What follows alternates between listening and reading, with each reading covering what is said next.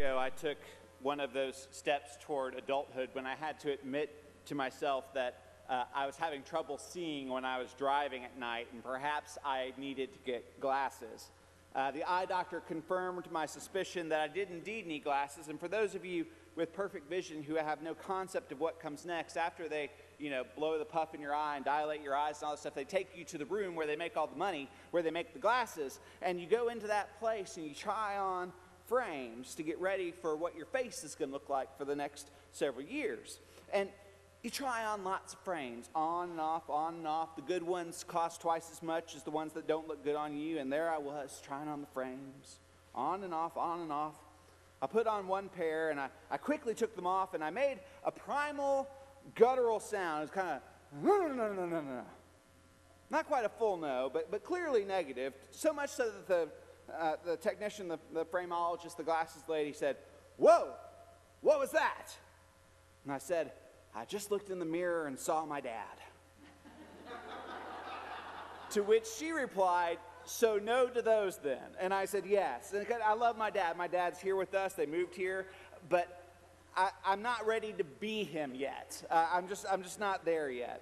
So there's a tension that exists sometimes with us between our loving our parents and that same time wanting to differentiate ourselves from our parents as we get older. When our children are little, though, we see them begin to pick up our mannerisms, our gestures, our way of speaking, and it's adorable. We just love it. Our daughter Lucy, when she was little, loved nothing better than to mimic her older sister Maggie. Maggie would come in with her hands on her hips, all sassy-like, and then Lucy would come running in, and she put her hands on her hips, and then one of them would cross their arms, and the other would cross their arms. It was cute. When Maggie was a little younger, our oldest, it happened a lot that she would be in her room, in her crib, and she would cry out to us. Really, she'd cry out to Denise. She didn't know my name. She'd go, "Mom, Mommy, Mama, Mommy, Mom, Mom, Mom, Mommy, Mom, Mom, Mom." And if it went on long enough and she couldn't get our attention, she would switch to, "Hey, babe," in the exact same cadence that Denise and I call to each other across the house. It's adorable. It makes for some very cute stories until that moment that you realize that they don't just pick up the positive and wonderful things about yourself, but in fact they pick up some of your bad habits, weird things, the less than positive and cute things.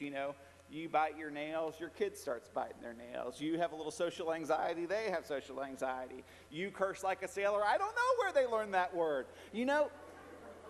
All of a sudden, it's a little mortifying. It's embarrassing because you know where they learned it. You know that they learned it from watching you.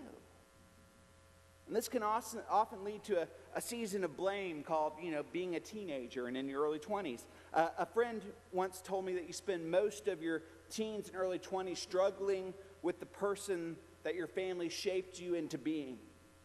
And then you get to your 30s and you begin to accept who your parents are and who they are in your life and who they always will be. And you learn to take some of that responsibility on yourself for your own decisions. The key is at some point you have to start taking responsibility. You have to stop blaming your parents and your grandparents, your great-grandparents for who you are and say, "This is who I am." There comes a point where the decisions that we make become our own. And there's no one to blame for the bad stuff but us. Our scripture reading this morning is interesting. We have two different scriptures separated by 14 chapters, one family doing really strange, odd things. First, we have Abraham and Sarah. They moved from where they lived down to Egypt to avoid a horrible famine.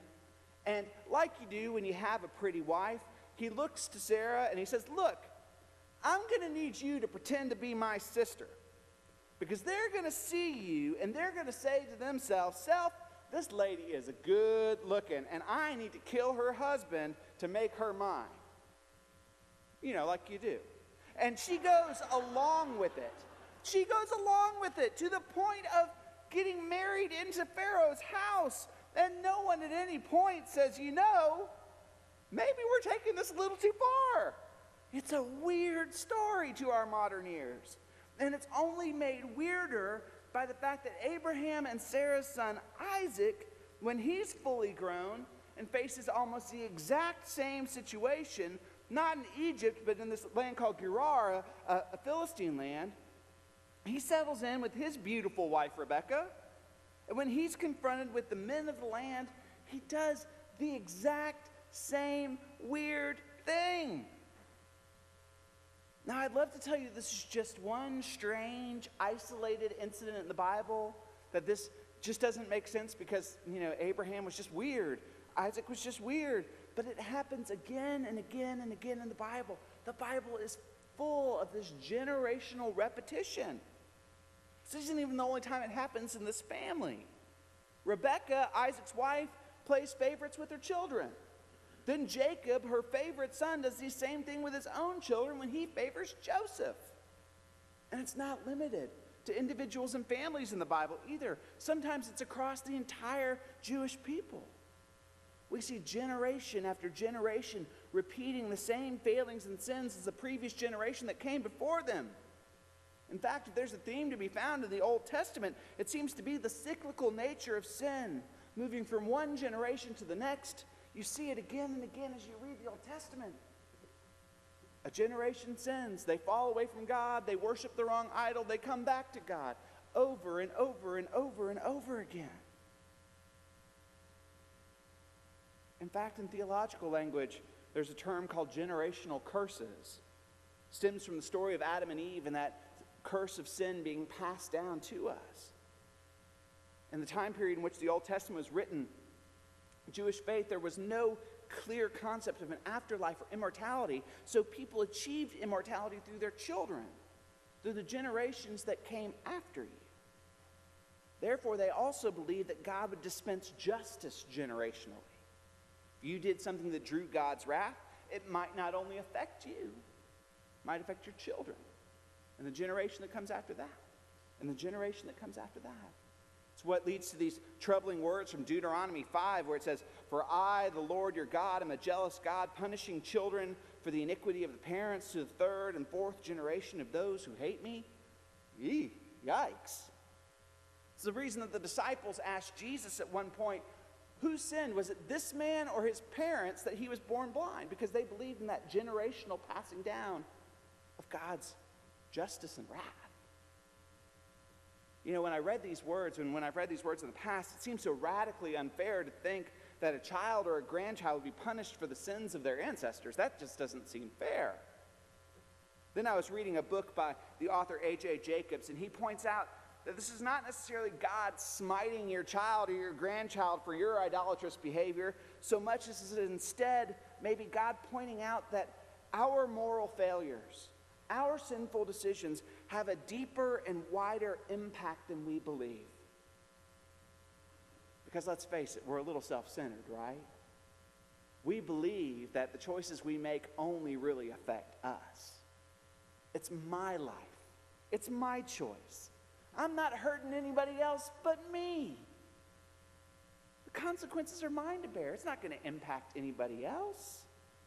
And that would be wonderful if that was, true. But it's not. It's not. The decisions we make, the sins we commit, have a lasting impact not only on our own lives, but in the lives of our children, and our children's children, and our children's children's children. This isn't just church talk. Sociological studies have shown that rates of divorce and alcoholism and abuse and infidelity and financial irresponsibility, all of these things have higher rates in families across generations. And these are the traits that we can easily identify, behaviors we can quantify. What about greed and hatred and laziness and pride? We can't quantify those. We learn how to be, we learn how to behave, how to make choices, both good and bad, based not only on what we are taught, but on what we observe in our families.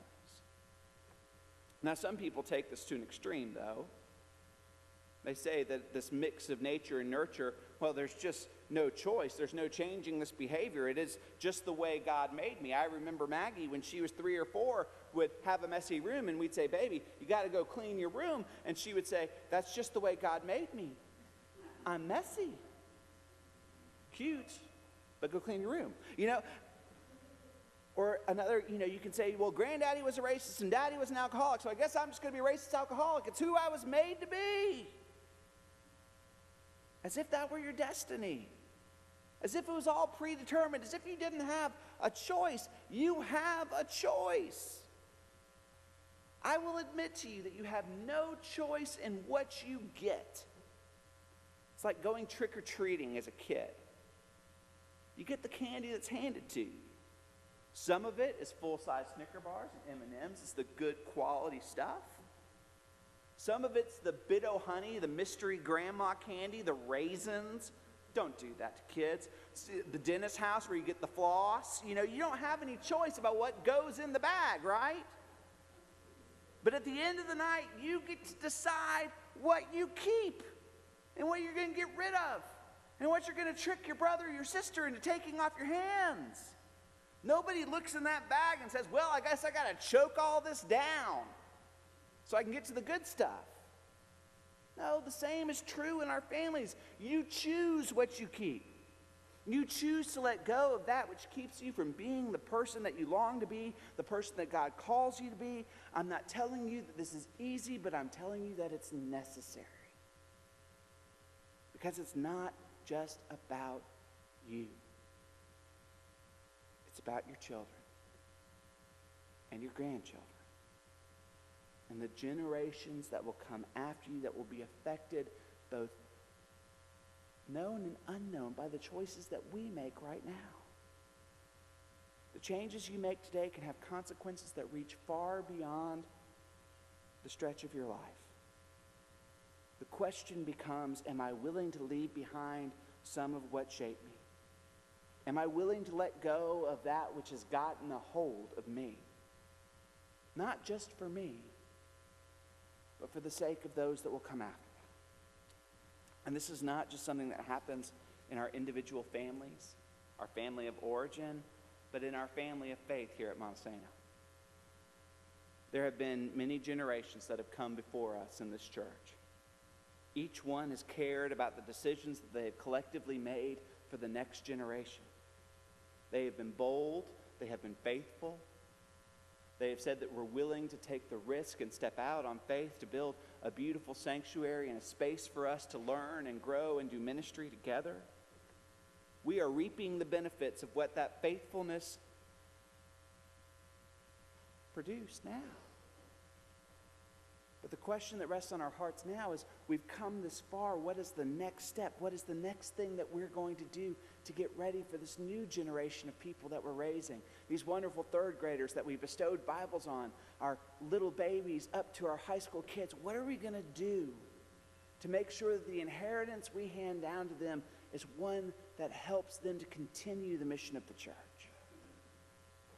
There's an old preacher story, which means that I don't know if it's a true story or not, that says there was an old church in England that was built in the 1500s. In the modern age, it was falling into disrepair. The center beam that held up the ceiling and the roof of the building was beginning to rot. They brought in contractors and builders who came in and looked at the building, and they said, there's a problem. We can't fix this because you can't find a piece of lumber that stretches the whole length of the sanctuary like this one up above us, because those trees don't exist anymore. We've cut them all down. There just aren't trees that big in England anymore. As the trustees were pondering what to do, they went back and again to the old church archives dating back to the 1500s, looking at supply lists and the original building plans and how they came about. And finally there, in the margin of one of the supply lists, they found a cryptic note that talked about a plot of land that was owned by a member of the church that had been gifted to the church. This had happened so long ago that the church didn't even realize they owned the land anymore. So a group of the trustees went out to that plot of land out in the country. And there in an overgrown corner of the field, there stood giant oak trees that had been planted 500 years before in preparation for the day that that beam would surely rot. perfect for their needs what they needed. How do we think beyond ourselves and into the next generation that will follow us? Not just the next 5 or 10 years, but the next 50 years, 75 years, 100 years. Will we still be here? Lord, I hope so. Will we be ready? Will we be handing off to these wonderful children that surround us a place that is ready to accept the generation that will follow? In the coming months, we're going to be working on a new mission statement for our church. We're going to be looking at what it is that makes us special, what makes us unique as Monte Sano United Methodist Church. I'm going to be inviting some of you to take part in that process as we define who we are and who we want to be, as we develop a vision for what the future looks like. I am so excited about what is possible here in this place, because I think God's going to do something that we're not even prepared for, something that we've never even thought of. And it may happen after some of us are gone, but we get to lay the groundwork for what God's going to do next with the work of our lives that we do now, that we prepare for this next generation. What I don't want us to do is to hand down the same old struggles, the same old fears, the same old heartbreak and heartache. What I want to do is I want to hand down to this generation of young people the excitement and passion of sharing the love of Christ with people, so that they can truly transform this community and our world through the life-changing grace and forgiveness of Jesus Christ. The future is great because the past has done so much to get us ready for it. And now our responsibility is to lay the groundwork for what comes.